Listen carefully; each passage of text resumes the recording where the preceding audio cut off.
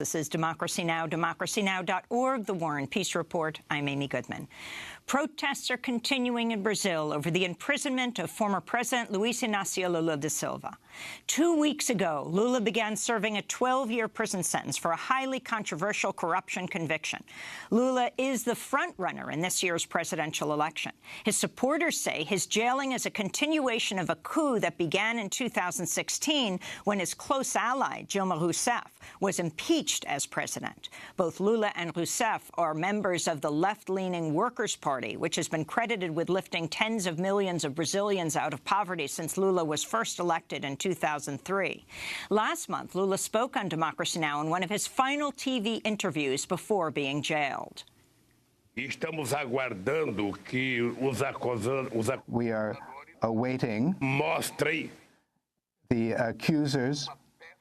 accusers to show at least some piece of evidence that indicates that I committed any crime during the period that I was in the presidency. Está por detrás disso. Now, what is behind that is the attempt to criminalize my political party. What is behind that a vontade is the interest da elite política, in a part of the political elite of Brazil, a parte da imprensa, together with a part of the press, do poder judiciário, reinforced by the role of the judiciary in preventing Lula from becoming a candidate in the 2018 election. You can go to democracynow.org to see the full hour with Lula. Earlier this week, he was dealt another setback when Brazil's 4th Federal Regional Court denied his latest appeal. Meanwhile, hundreds of Lula supporters have set up an encampment outside the prison where he's being held in the southern city of Curitiba. On Thursday, the Argentine Nobel Peace Prize winner, Adolfo Pérez Esquivel, traveled to the prison but was blocked from visiting Lula. Esquivel recently announced he would nominate Lula for the Nobel Peace Prize for his role in fighting poverty and economic inequality in Brazil. Esquivel spoke to supporters of Lula outside the prison. Creo que hoy Brasil vive un estado de excepción. I think that today Brazil is in a state of exception. There is a coup d'etat against President Dilma Rousseff, and now there is the entire campaign against President Lula.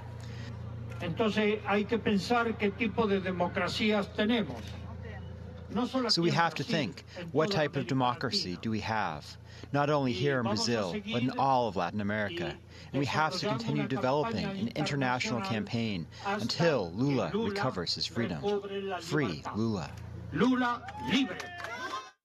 The Nobel Peace Prize winner Esquivel was speaking outside the Curitiba prison. Meanwhile, about 100 members of the homeless workers movement and the People Without Fear briefly occupied the vacant beach apartment, which is at the center of the Lula case.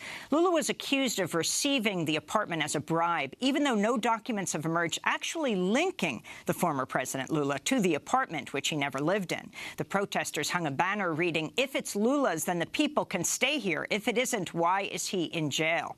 Well, earlier this week, I had a chance to interview former Brazilian President Dilma Rousseff. Her impeachment in 2016 ended nearly 14 years of rule by the Workers' Party. Rousseff is a former political prisoner who took part in the underground resistance to the U.S.-backed Brazilian dictatorship in the 1960s. She was jailed and tortured from 1970 to 1972.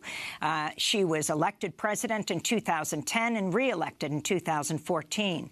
I spoke to her while she was on a speaking tour in Berkeley, California. I began by asking her why she'd come to the United States and about the political crisis in Brazil.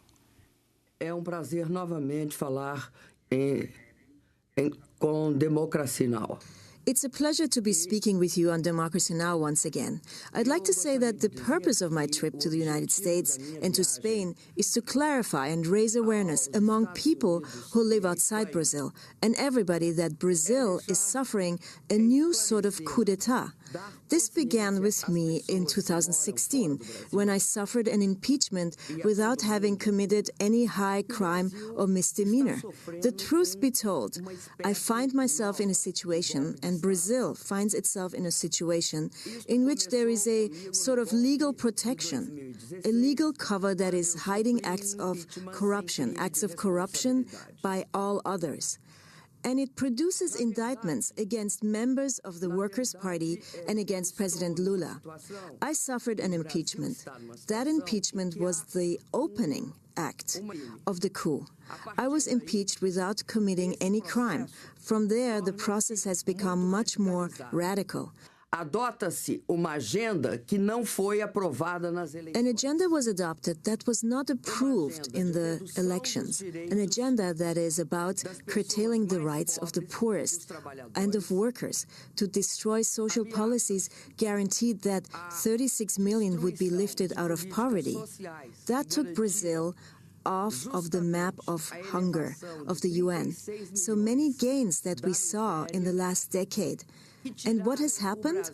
The coup-mongers today do not have any political expression. They were condemned by the population, and so they don't have a relevant situation for the upcoming elections in 2018.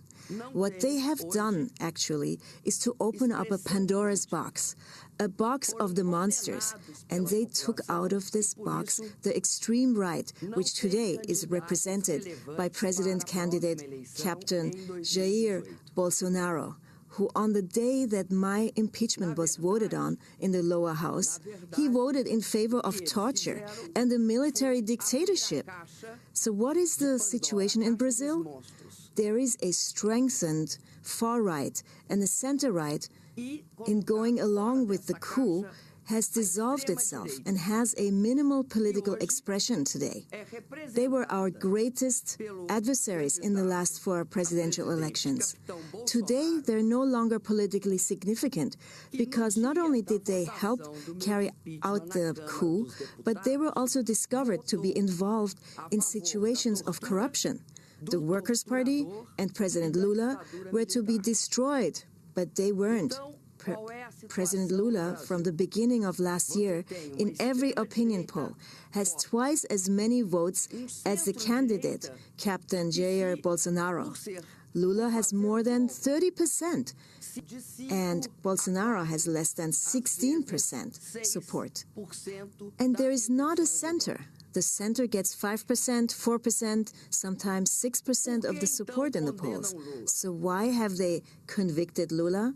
A razão política é porque se faz golpe de Estado, the political reason is because if a coup d'etat is carried out, if a president who is legitimately elected is removed, if a set of illegalities are carried out, including the coup, one cannot not allow the election of Lula to be closed off.